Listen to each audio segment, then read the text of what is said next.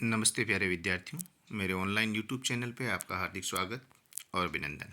आज हम बात करेंगे कार्यपत्रक 46, 47 और 48 की।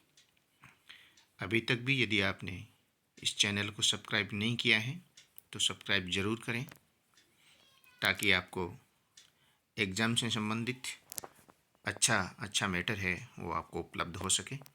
कार्यपत्रक 46 विषय वस्तु है गुरुत्वाकर्षण, अधिगम बिंदु है द्रव्यमान, भार, प्रणोद एवं दाब। फर्स्ट क्वेश्चन दिया हुआ है, किसी वस्तु का चंद्रमा पर भार पृथ्वी पर इसके भार का 1/6 क्यों होता है। देखिए, हमने पढ़ा है कि पृथ्वी के ऊपर किसी वस्तु का जो भार होता है उसी वस्तु को यदि हम चंद्रमा पर ले जाकर उसका भार का मापन करते हैं तो 1/6 होता है। ऐसा क्यों? देखिए, चंद्रमा का द्रव्यमान पृथ्वी के द्रव्यमान की तुलना में बहुत कम होता है। इस कारण चंद्रमा पर गुरुत्व त्वरण का मान पृथ्वी की तुलना में 6 गुना कम होता है। किसी स्थान पर वस्तु का भार उस स्थान पर गुरुत्व त्वरण के समानुपाती होता है। अतः चंद्रमा पर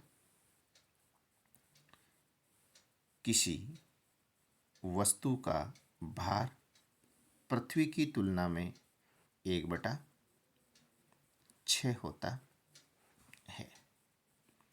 यानी चंद्रमा पर लगने वाला जो गुरुत्वाकर्षण बल है वो पृथ्वी के गुरुत्वाकर्षण बल के मान के 1/6 होता है।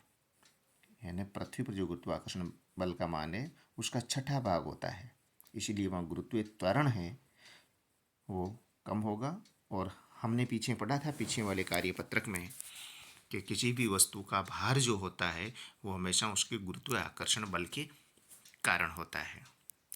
इस कारण किसी भी वस्तु का भार है वो पृथ्वी की तुलना में चंद्रमा पर 1/6 होगा।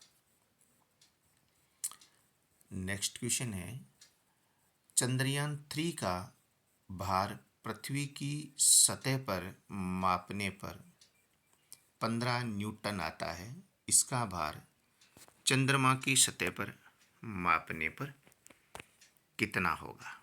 यानी चंद्रयान 3 का जो भार है वो पृथ्वी पर 15 न्यूटन है, तो चंद्रमा पर इसका भार है वो कितना होगा। तो चंद्रमा की सतह पर चंद्रयान 3 का भार बराबर 1/6 गुणा पृथ्वी पर भार बराबर के स्थान पे बराबर 1/6 के स्थान पर 1/6 गुणा के स्थान पे गुणा, और पृथ्वी के ऊपर जो भार था वो क्वेश्चन में स्पष्ट दे रखा है, उसको उठाकर हम यहाँ रख देते हैं। तो 1/6 गुणा 15, इसको सरल करते हैं तो 2.5 न्यूटन आता है। तो उसी चंद्रयान 3 का चंद्रमा की सतह पर जो भार होगा वो 2/5 होगा। कितना होगा? 2/5 न्यूटन। ठीक है, चलते हैं नेक्स्ट क्वेश्चन की तरफ।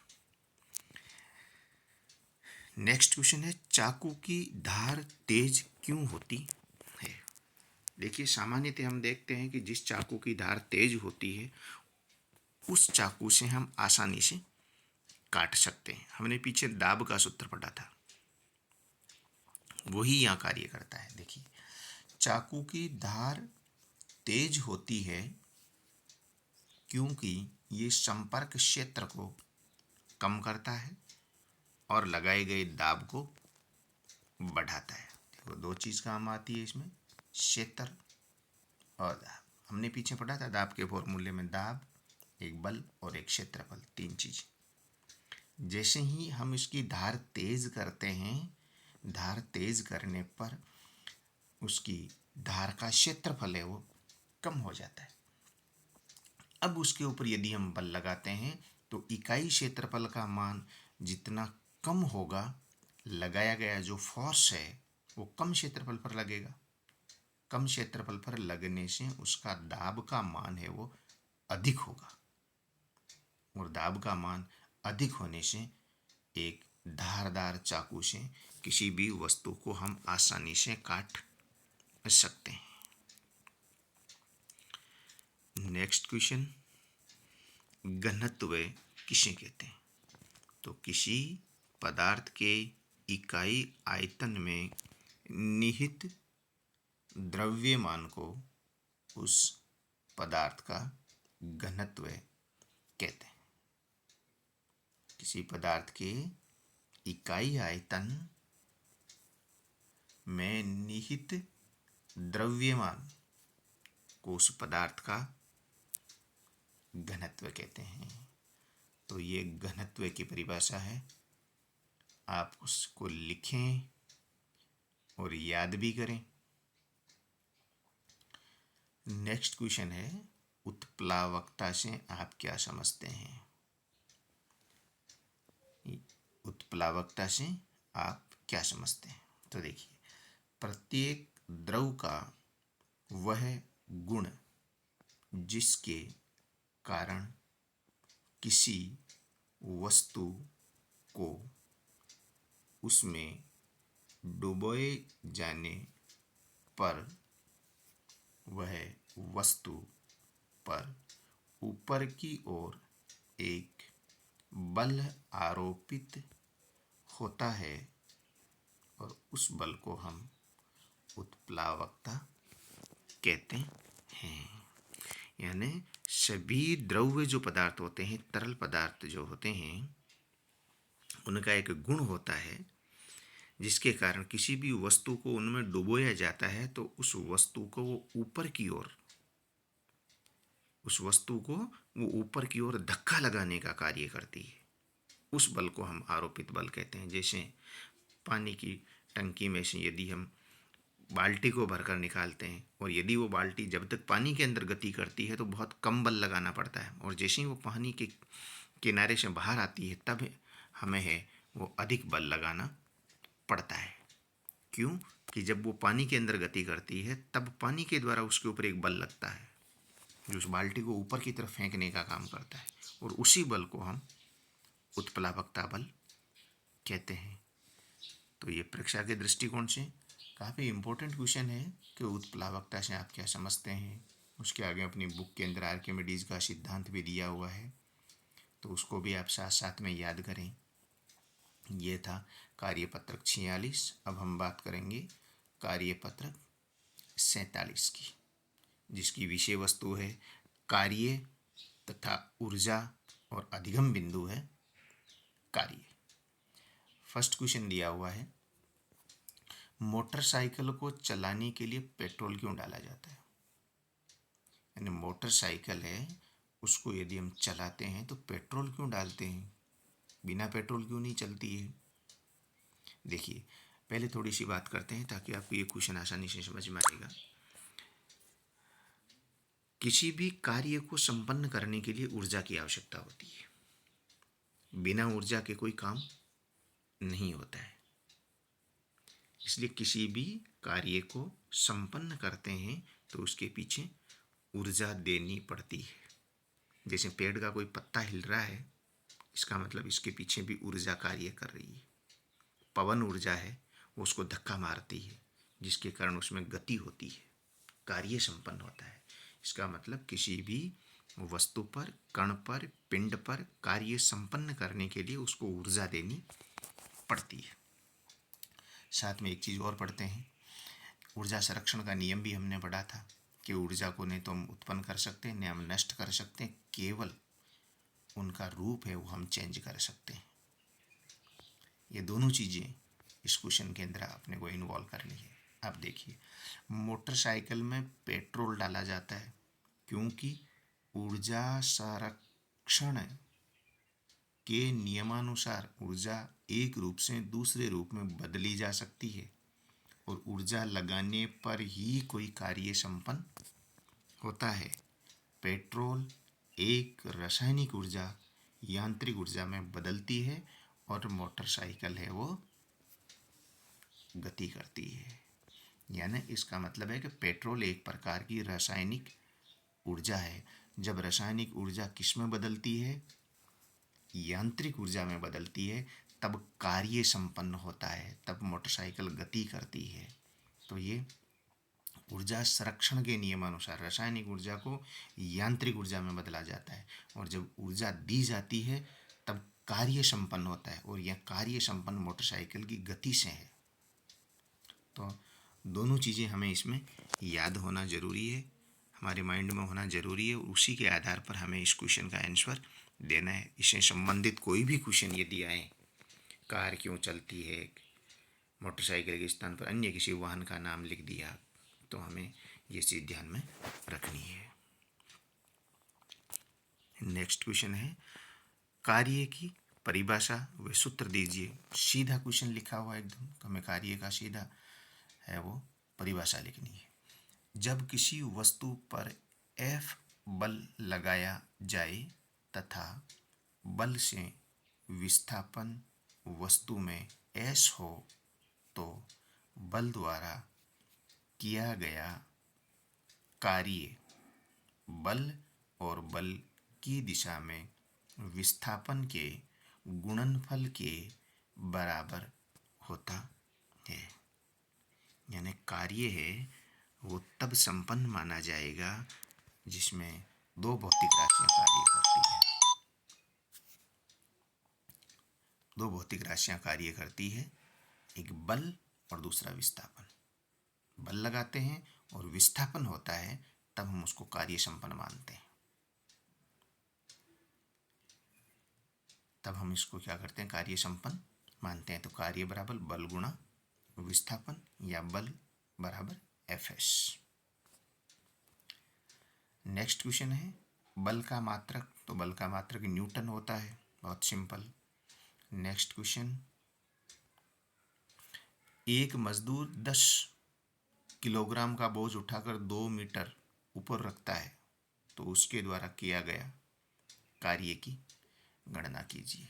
तो द्रव्यमान है वो 10 kg, विस्थापन 2 मीटर, कार्य है वो हमें ज्ञात करना है, जिसका फॉर्मूला है F गुणा S। तो इसमें मान रखना है हमें W बराबर 10 kg इसका भार, गुणा 10 मीटर प्रति सेकंड स्क्वायर त्वरण, और गुरुत्व त्वरण का मान होता है 9.8। क्वेश्चन को इजीली सरल हो उसके दृष्टिकोण से 9.8 के स्थान पर मुख्यतया 10 का उपयोग किया जाता है, और गुणा 2 ये है इसका विस्थापन। तो ये आएगा 200 kg मीटर प्रति सेकंड स्क्वायर। इसका आंसर क्या होगा, 200 kg मीटर प्रति सेकंड स्क्वायर। इसको हम दूसरी फॉर्म में चेंज करते हैं तो 200 न्यूटन मीटर भी कह सकते हैं हम, और इसको 200 जूल भी लिख सकते हैं। तो ये था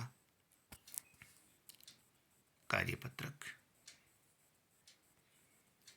47।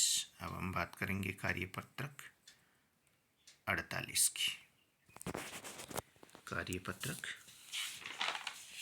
48 विषय वस्तु है कार्य तथा ऊर्जा, अधिगम बिंदु है ऊर्जा। फर्स्ट क्वेश्चन है, गतिज ऊर्जा किसे कहते हैं, सूत्र लिखिए। सीधा सा क्वेश्चन पूछा है, सीधा उत्तर लिखना है। ऐसे क्वेश्चन होते हैं उसमें अपनी तरफ से ज़्यादा दिमाग नहीं लगाना पड़ता है, सीधा जैसा किताब में दिया डायरेक्ट वैसा का वैसा ही लिखना है। सीधी इसकी परिभाषा पूछी गई है। तो किसी वस्तु में गति के कारण, किसी वस्तु में गति के कारण जो ऊर्जा उत्पन्न होती है उसे हम गतिज ऊर्जा कहते हैं। यानी कोई भी वस्तु है उसमें यदि गति के कारण जो ऊर्जा उत्पन्न होती है वो गतिज ऊर्जा कहलाती है। इसका मात्रक जूल होता है, और इसका फॉर्मूला जो होता है वो काइनेटिक ऊर्जा का फॉर्मूला जो होता है वो 1/2 mv² होता है। 1/2 mv²। नेक्स्ट क्वेश्चन है, ऊर्जा संरक्षण का नियम क्या है? लिखिए, जो हमने पीछे पढ़ा था। ऊर्जा को न तो उत्पन्न किया जा सकता है और न ही नष्ट किया जा सकता है। ऊर्जा केवल एक रूप से दूसरे रूप में बदली जा सकती है, यानी उसका रूप है वो हम रूपांतरित कर सकते हैं। उसको न तो उत्पन्न कर सकते हैं और न नष्ट कर सकते हैं। ये है ऊर्जा संरक्षण का नियम। तो आप इसको भी लिखें, याद करें कि ऊर्जा संरक्षण का नियम क्या है। हम बहुत छोटी क्लास से इसको पढ़ते हैं और बड़ी क्लास तक इसको पढ़ते जाते हैं कि ऊर्जा संरक्षण का नियम क्या है। नेक्स्ट है, एक पंखा चलता है, इस प्रक्रम में होने वाले ऊर्जा परिवर्तनों का वर्णन कीजिए। यदि पीछे मोटरसाइकिल वाला क्वेश्चन आपने अच्छी तरह समझा है तो निश्चित रूप से इसका आंसर है, आप लिख सकते हैं कि पंखा जब चलता है तो कौन सी ऊर्जा काम में आती है और किस प्रकार कार्य संपन्न होता है। तो पंखे में विद्युत ऊर्जा दी जाती है जिससे पंखा चलता है, और विद्युत ऊर्जा है वो यांत्रिक ऊर्जा में रूपांतरित होती है। यानी इसमें विद्युत ऊर्जा है वो यांत्रिक ऊर्जा में बदलती है। ये इसका ऊर्जा रूपांतरण है। ये इसका क्या है?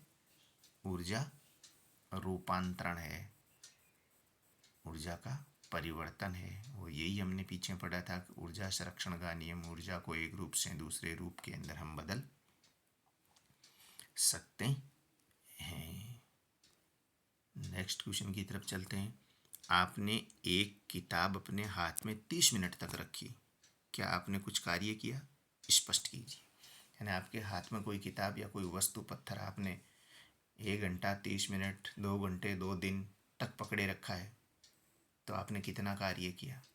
देखिए, उसने कोई कार्य नहीं किया क्योंकि इसमें कोई विस्थापन नहीं हुआ, अतः कार्य का मान शून्य है। हमने अभी पीछे पढ़ा है कि कार्य तभी संपन्न होता है जब दो भौतिक राशियां कार्य करती है, बल और विस्थापन। आपका बल भी लगना चाहिए और विस्थापन भी होना चाहिए। जैसे एक दीवार है, उस दीवार को खिसकाने के लिए आप 1 घंटे से बल लगा रहे हैं, पसीना पसीना हो गए, पूरी थकान हो गई, पूरी एनर्जी वेस्ट कर दिया आपने, लेकिन दीवार अपनी जगह से नहीं हिली तो आपका कार्य शून्य है। अर्थात कार्य संपन्न करने के लिए विस्थापन होना जरूरी होता है। तो इस किताब को इसने 30 मिनट तक पकड़े रखा है लेकिन अपनी जगह से नहीं हिला है,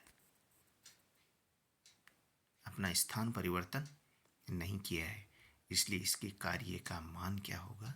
कार्य का मान शून्य होगा। एम द्रव्यमान का एक पिंड नियत वेग से गतिशील है, पिंड पर कितना कार्य करना चाहिए कि वे विराम अवस्था में आ जाए?